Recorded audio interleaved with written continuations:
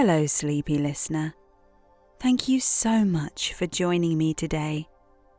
I'm Fran, and in each episode of Folded Corners, we delve into old and perhaps forgotten non-fiction books. Then I read them to you in sleepy tones to accompany you as you drift off to sleep. Tonight, I decided to take inspiration from the stars. We're reading an old astrology book. Now, you don't have to be deeply into your horoscopes or anything like that to enjoy this reading.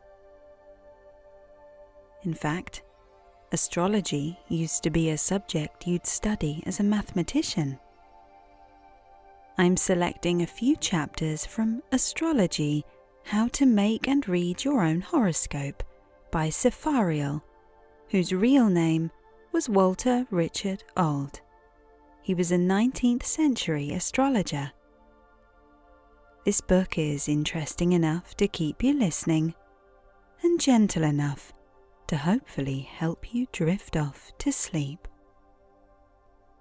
There's no pressure to fall asleep listening to this. Sleep often doesn't come when we want it to. All you need to do is get comfy, perhaps in bed or in a chair, and listen. Before we begin, I want to take a moment to say thank you so much for choosing to listen to this recording. I can't wait to grow this wonderful community with you. Once you wake up, I'd love to know that this story helped, or even if it didn't, please comment below with your thoughts. I always do my best to reply to each and every one of you. We'll start with a brief wind down. Then we'll dive into the book, where I will read some interesting excerpts with ambient sounds and music as a backdrop to create a peaceful soundscape for sleep. Let's start with some box breathing to help relax your body before we dive into the story.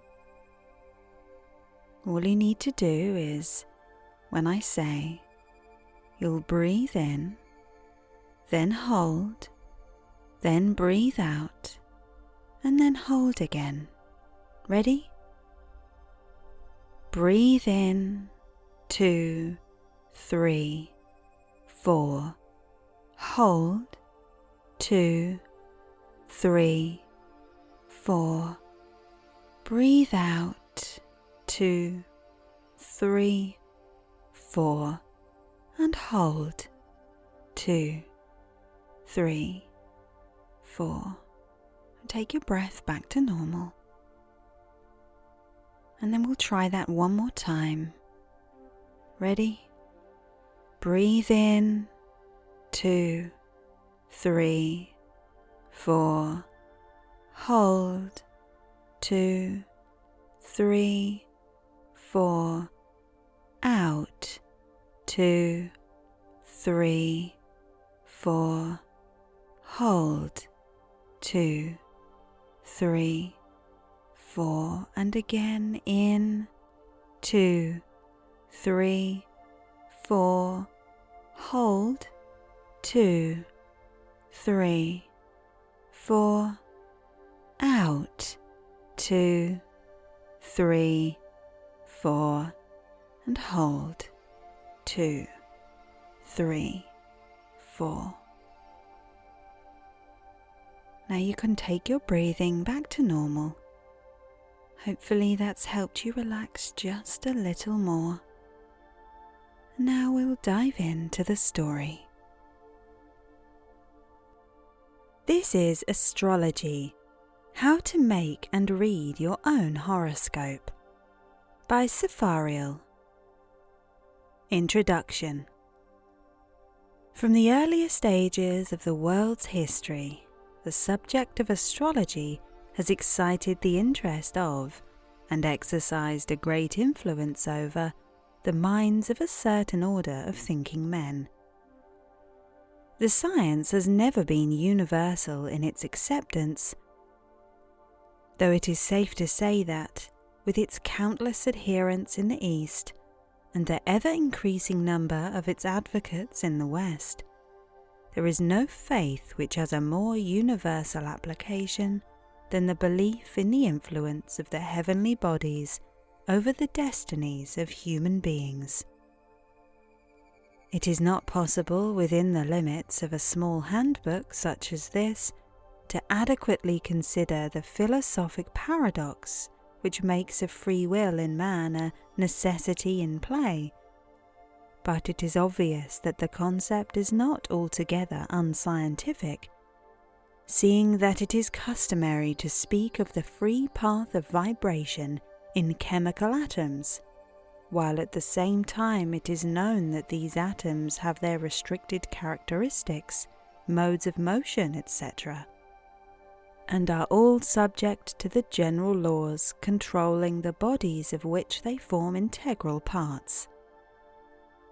Let it suffice that if we can trace an actual connectedness between the disposition of the heavenly bodies at the moment of a birth and the known life and character of the individual then born, and an exact correspondence between the course of events in that life with the changes occurring in the heavens subsequent to the moment of birth, we shall do well to accept the fact for what it is worth, and arrange our philosophic notions accordingly.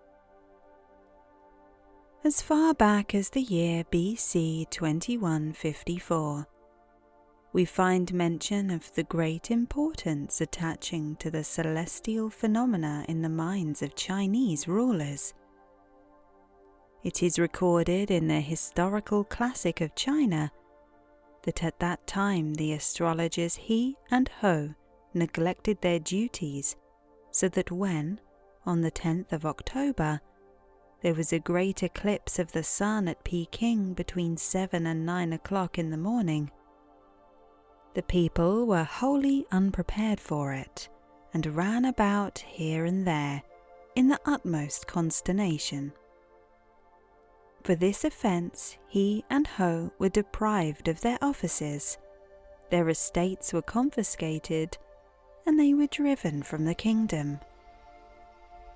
Among the Hindus we have the classical writers Garga, Parashara, and Mihira, together with their legions of commentators.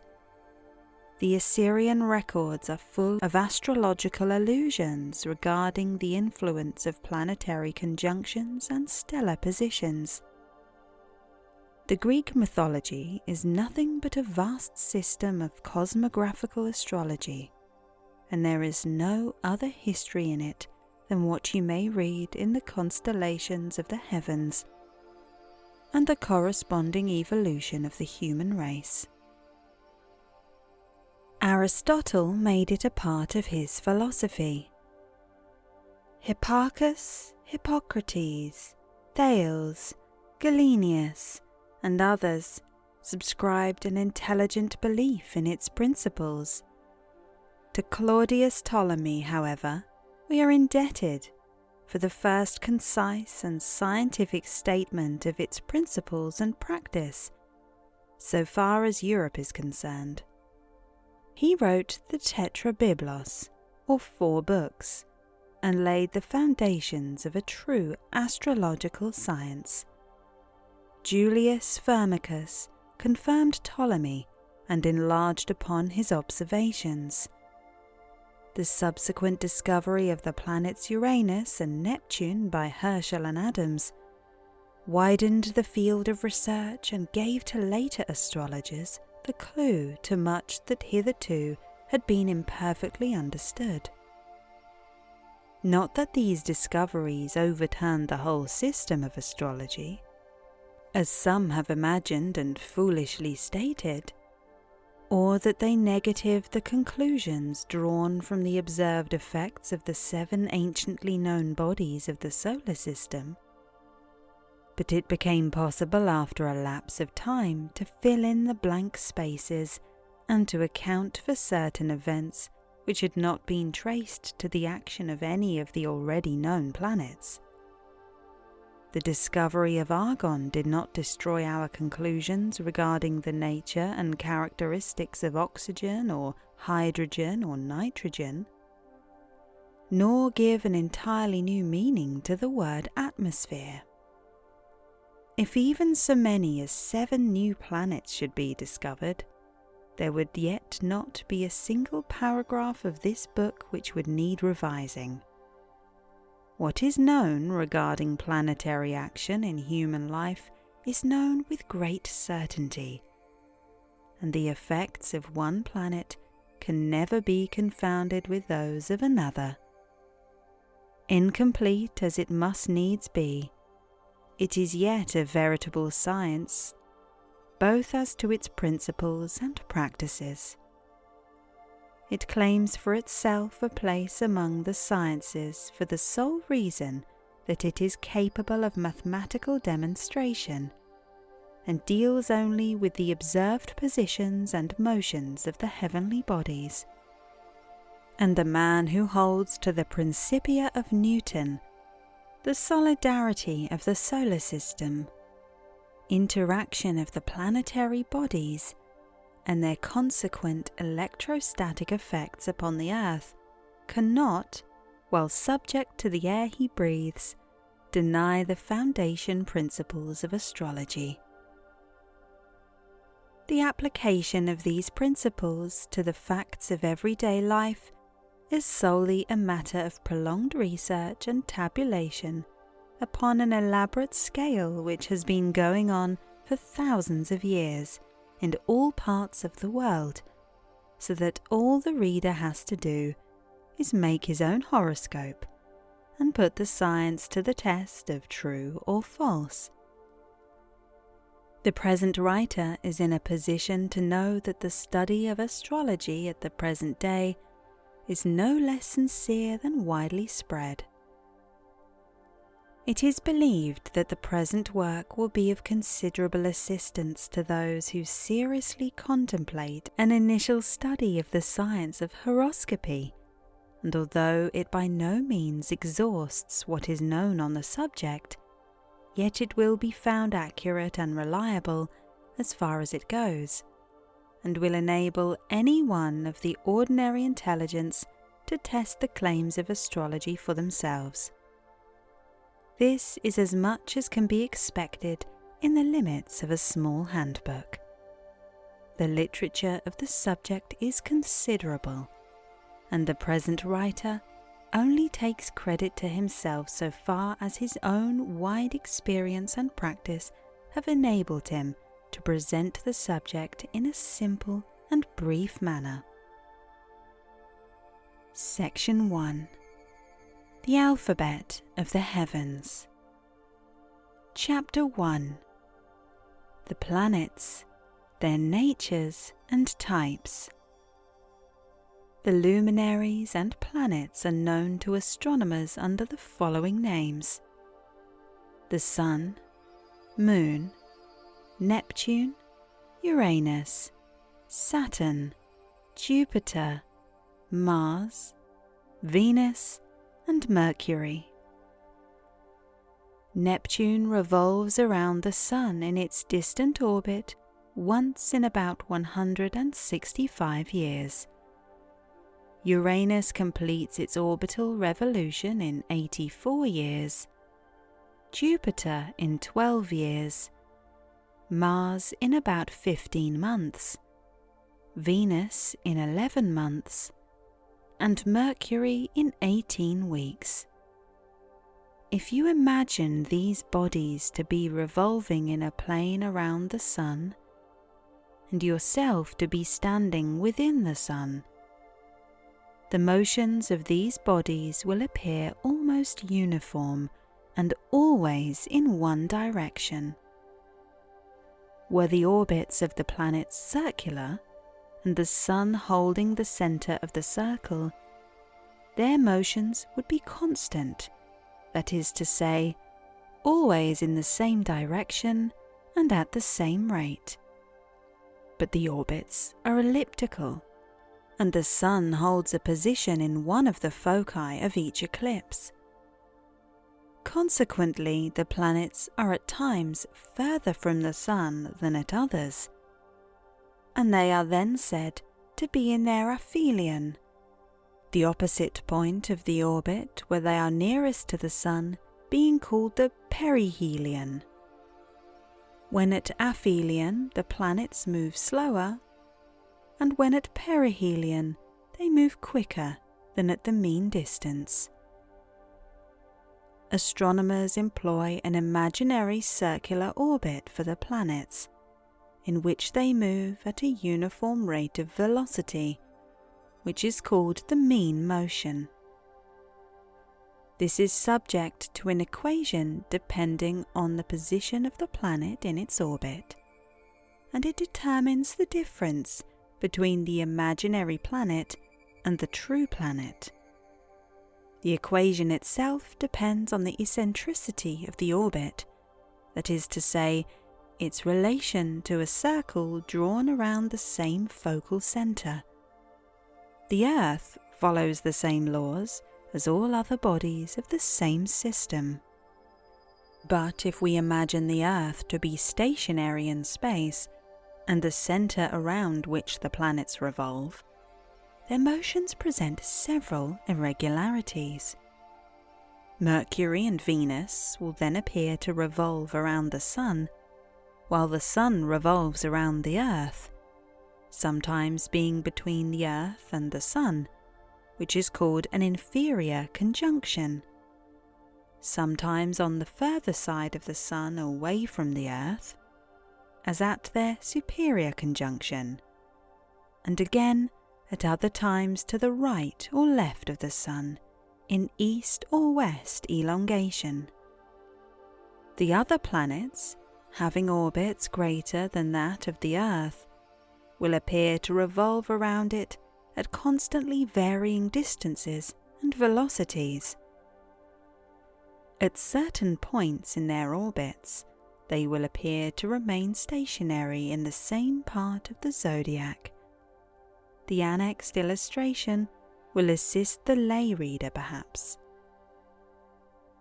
The body M is Mercury when at inferior conjunction with the Sun, as seen from the Earth. The letter V is the planet Venus at superior conjunction with the Sun. The points W and E are the points of greatest elongation west and east. And the letter S shows the points in the orbit at which those bodies appear to be stationary when viewed from the Earth at G. As seen from the Earth, Venus would appear to be direct and Mercury retrograde. Astrologically, we regard the Earth as the passive subject of planetary influence, and we have therefore to regard it as the centre of the field of activity. If we were making a horoscope for an inhabitant of the planet Mars, we should make Mars the centre of the system. The planets' positions are therefore taken as from the centre of the Earth, geocentric, and not as from the centre of the Sun, heliocentric. An astrological ephemeris of the planet's motions is employed for this purpose, and there are 480,000 of these sold to astrologers or students of astrology every year, from which fact it is possible to draw one's own conclusions as to the state of astrology in the West. These figures, of course, do not include the millions of almanac readers, nor the Eastern students who prepare their own ephemerides. Knowing the simple natures of the several planets, we are able to arrive at an estimate of their effects when acting in combination. Neptune acts upon the mind of man to produce a highly strung nervous temperament, often allied to either insanity or genius, neurosis, aphasia, etc. It produces complications in business and an involved state of affairs generally. Uranus gives an eccentric mind, waywardness, originality, inventiveness. Acting on the affairs of business, it produces sudden and unexpected developments, irregularities, rapid rise and fall, instability, unexpected turns of good and bad fortune. In the body, it has relation to the nervous system. Saturn produces a thoughtful, sober, ponderable mind, steadfastness, patience and endurance, disposition to routine and habit, method. In financial affairs, it gives steady results commensurate with labour, success that is slow but sure, durance, hardships. In the body, it is related to the osseous system, which, for the listener, is related to your bones. Jupiter gives joviality, optimism, bountifulness, generosity, a rich and fruitful mind. It renders the subject fortunate in their affairs, giving success and frequently opulence. With this planet strong in the horoscope, a person never goes under. In the body, it is related to the arterial process.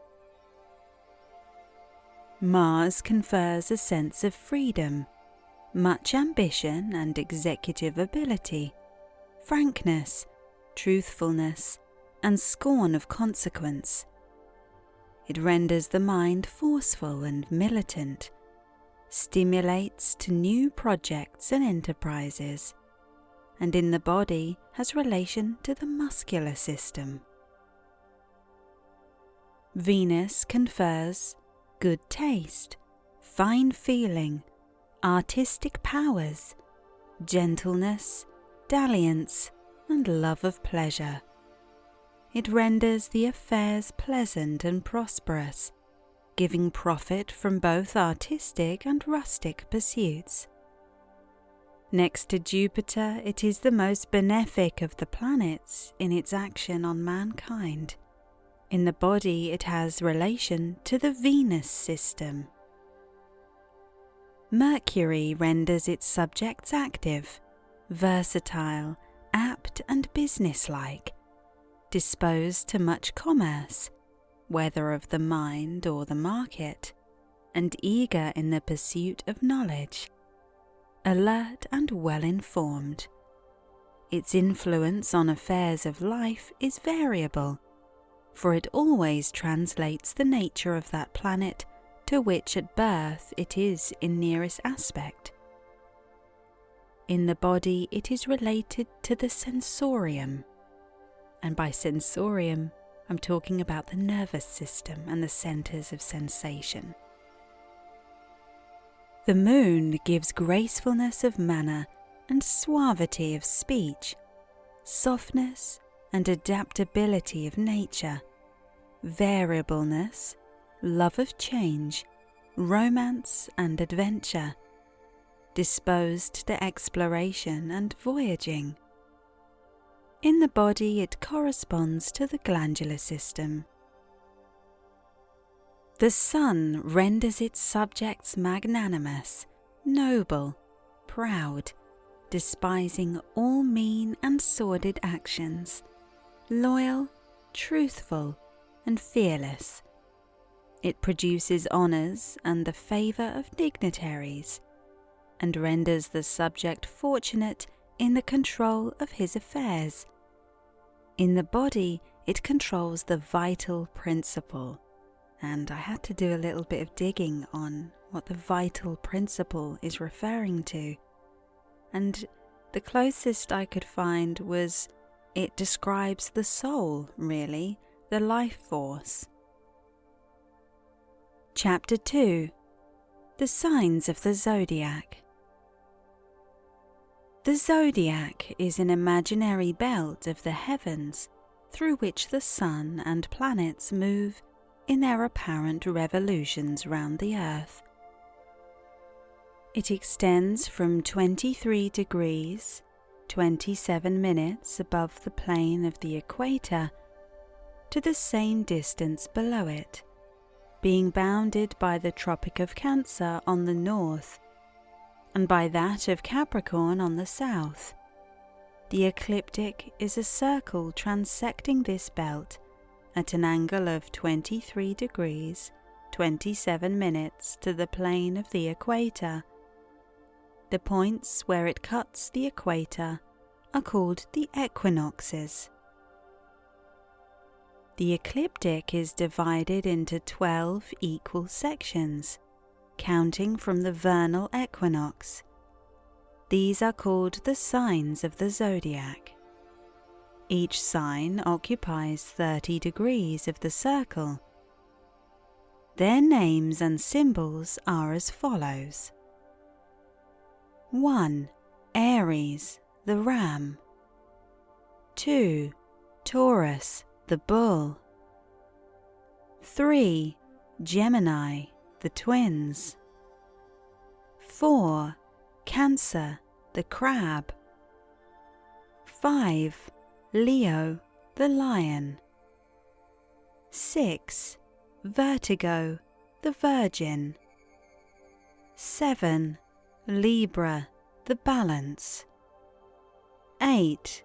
Scorpio, the scorpion. 9. Sagittarius, the hunter. 10. Capricornus, the goat. 11. Aquarius, the waterman.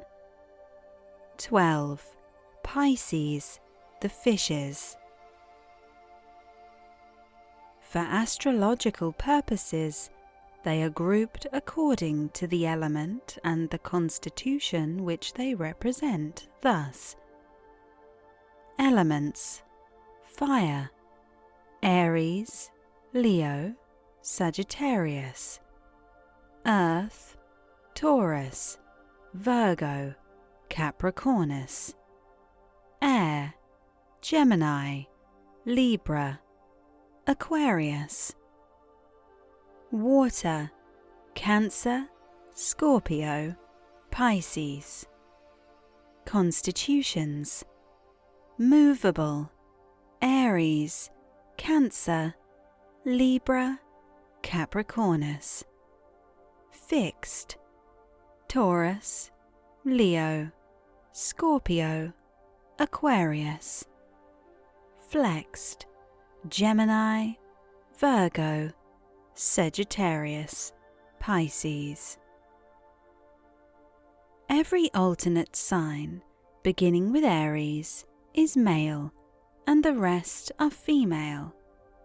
Aries male, Taurus female, Gemini male, Cancer female, etc. The signs Aries, Leo, Capricornus are called barren, while Taurus, Cancer, Scorpio and Pisces are fruitful. Aries governs the east, Cancer the north, Libra the west, and Capricornus the south. The double-bodied signs are Gemini, Sagittarius, and Pisces. It is important that all these classifications should be learned, as they form an essential part of astrology and are frequently employed in the reading of a horoscope. The types of people under the various signs should also be known as intimately as possible. A person is said to be under a sign, that is to say, under its influence, when that sign is rising in the east at the moment of birth. You will recognize these types among your friends and associates. The planets rising in each sign will always alter the type by impressing their own characteristics on the subject. Each sign has a ruler, and the position of the ruler of the rising sign has much to do with the physical conformation. Rulership of the planets in the signs is as follows. Saturn governs Aquarius and Capricornus. Jupiter governs Pisces and Sagittarius. Mars governs Aries and Scorpio. Venus governs Taurus and Libra. Mercury governs Gemini and Virgo. The Moon governs Cancer, and Leo is governed by the Sun. When a planet is found in a sign over which it is said to govern, it acts more strongly than usual, and when in the opposite signs to those it governs, it is said to be in its fall, when it is weaker than usual. Planets governing opposite signs to one another are said to be enemies. Such do not produce harmonious and favourable results when acting in conjunction. Chapter 3. The Celestial Houses. The imaginary circle which passes immediately over your head as you face the south is called the prime vertical. This is divided for astrological purposes into 12 equal divisions called houses, 6 of which are above the horizon and 6 below it. They are counted from the east horizon under the earth to the west, and thence through the zenith to the east again. Each such division or house carries its own signification, and it has been ascertained beyond all doubt or cavil that the ruling of the ancients in this matter is altogether reliable, however empirical it may appear. The first house governs the personal appearance, but chiefly the face and head. The second house rules over finance, movable effects, commerce. In the body, it governs the neck and throat. The third house governs short journeys, letters, and other means of communication, near relations or neighbours. In the body, it governs the arms and lungs. The fourth house governs real estate, the residence, the produce of the earth, the mother of the subject, and the end of life. In the body, the thorax. The fifth house governs progeny, the sex instincts, domestic relations, and social pleasures. In the body, the back and heart. The sixth house governs the health and personal comforts of the subject, clothes, food, and other physical requisites, sanitation, hygiene. In the body, it rules over the abdomen and lower viscera. The seventh house has dominion over marriage, contracts, agreements, partners, and matters of exchange. In the body, it has relation to the loins and kidneys. The eighth house rules death, loss, legacies and dowries, and matters appertaining to the deceased. In the body, it is related to the excretory system. The ninth house is said to govern long journeys, publications, religious beliefs, foreign lands, and legal affairs. In the body, it rules the thighs. The 10th house rules over position, honour, and fame of the subject, the father, superiors of all orders. In the body, it rules over the knees. The 11th house governs friends, social relations, societies and companies with which the subject is concerned. In the body it has relation to the legs from calf to ankle. The 12th house rules ambushes, restraints, confinements, and all limitations of the personal freedom. In the body it rules the ankles and feet. Chapter 4. The Astronomical Aspects. Aspects are certain angular distances measured on the ecliptic, and they form a fundamental part of astrological science. Any planet may be good or bad in its effects on the character and destiny, according to the aspect that it throws to the chief points of the horoscope. The aspects are the semi-square aspect of 45 degrees, sextile of 60 degrees, square of 90 degrees, trine of 120 degrees, sesquiquadrate of 135 degrees, and the opposition of 180 degrees.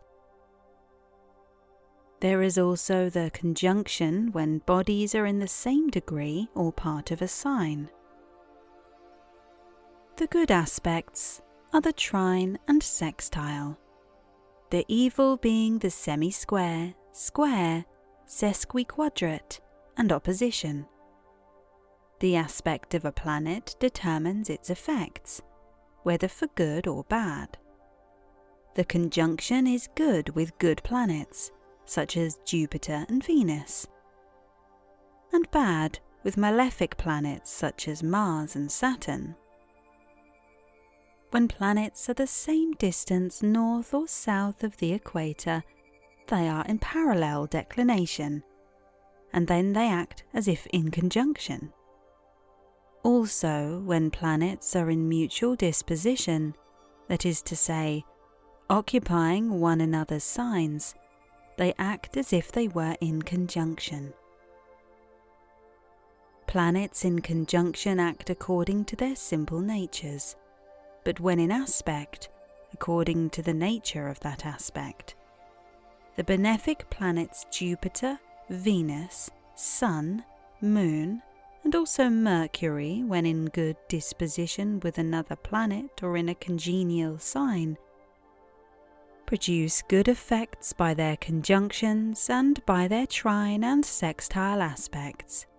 But when in square, semi-square, or sesqui-square aspect, they are uniformly bad in effect. On the other hand, the malefic planets Neptune, Uranus, Saturn, and Mars, together with Mercury when ill-disposed or in uncongenial signs, are negative in their effects when in conjunction with the significant points of the horoscope, also when in bad aspect, but they nevertheless produce good effects when in good aspect. The significators. The more important points of the horoscope to which aspect can be thrown are called significators. The general significators in any horoscope are the sun, the moon, the mid-heaven, the degree which holds the meridian of the horoscope, and the ascendant, the degree which is rising. But every planet can be a particular significator in its own province, namely, in the sign which it rules, and the house in which it is found at birth. In a general sense, the moon is significant of the mother, female relations, the personal health and fortunes, and the changes incident to these. The sun in the same way indicates the father, male relations, the vital principle, and position. Mercury is the significator of the mind and intellect, the faculties generally. Venus is significatrix of love affairs, domestic relations, pleasures, and of young female relations, sisters, etc. Mars is significator of enterprises, strifes, and young male relations. Jupiter is significator of increase and emoluments. Saturn of legacies, inheritance, and aged persons. Uranus of civic and governmental bodies. Neptune of voyages and psychic experiences. The chief points to be regarded, however, are the midheaven, the ascendant, and the places of the Sun and Moon. We've now reached the end of this reading of Astrology, How to Make and Read Your Own Horoscope. Thank you so much for listening. Good night.